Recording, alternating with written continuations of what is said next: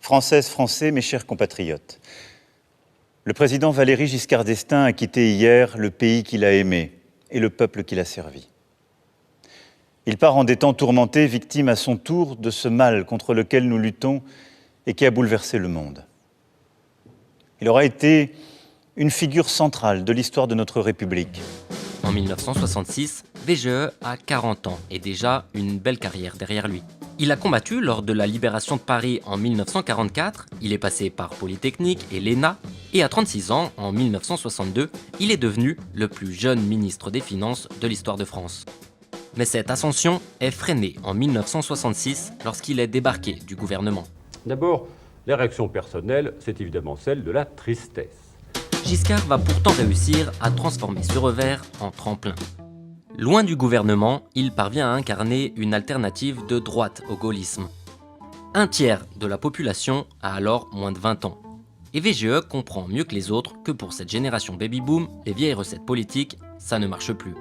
Il est le premier à mettre en scène sa vie privée et s'empare comme personne du nouvel outil de communication qui monte, la télévision. C'est l'affrontement. En mai 68, il reprend à son compte une partie des revendications de la jeunesse, ce qui lui permet de passer entre les pavés.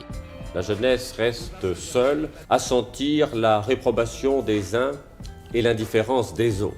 Et en 1969, il ouvre la porte de sortie au général de Gaulle, en refusant d'appeler à soutenir son référendum. 5 ans plus tard, VGE mène une campagne présidentielle moderne, inspirée de celle de Kennedy aux États-Unis. J'ai compris dans cette campagne que vous souhaitiez le changement. Contre l'avis de tous, il utilise la mise en scène d'une conversation avec sa fille comme affiche de campagne. Lors du premier débat organisé à la télévision, il écarte son dernier concurrent avec une réplique mythique. Vous n'avez pas, monsieur Mitterrand, le monopole du cœur. Vous ne l'avez pas. Et entre à son tour à l'Élysée. Monsieur Valéry Giscard d'Estaing, président de la République française. Une fois élu, VGE continue de rajeunir les codes. Il change le tempo de la Marseillaise, déplace le défilé du 14 juillet à la Bastille et s'invite à dîner dans le Salon des Français. Bon, alors au bout d'un moment, c'est plus devenu le président, c'était quelqu'un qui venait Ouais, chez c'est vous. ça.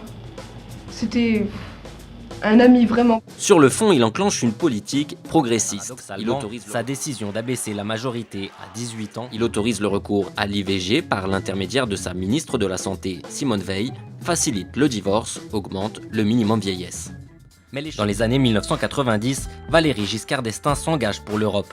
Depuis son départ de l'Élysée, il était membre de droit du Conseil constitutionnel. En engagé, enfin, en inspirant par son action, ses idées, nombre de responsables français et européens des générations contemporaines qui lui doivent tant.